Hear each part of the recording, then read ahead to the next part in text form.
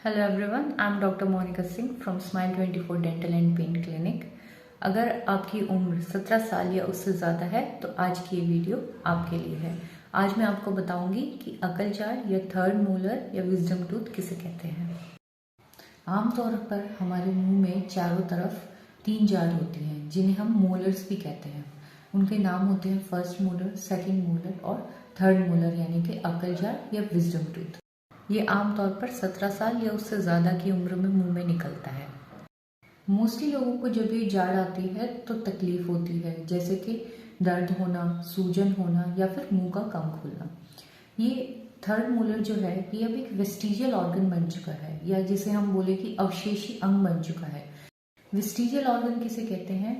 जो organ before evolution यानी कि पहले के टाइम में हमारे काम आता था, लेकिन विद टाइम उसका पर्पस खत्म हो गया, इसीलिए वो एक अब अवशेषी अंग बन गया यानी कि वेस्टिजियल ऑर्गन बन गया।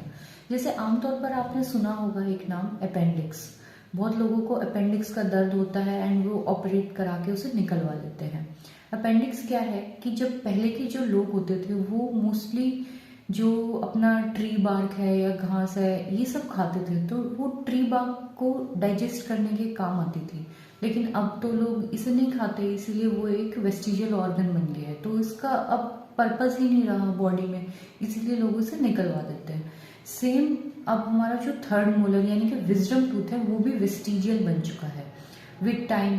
पहले के लोगों में क्या होता था कि जबड़े बड़े बड़े होते थे। जबड़े क्योंकि वो लोग हार्ड फूड खाते थे तो जबड़ों का जो साइज होता था वो काफ़ी बड़ा होता था, तो हमारा जो थर्ड मोलर था वो इजीली उनके मुंह में निकल आता था।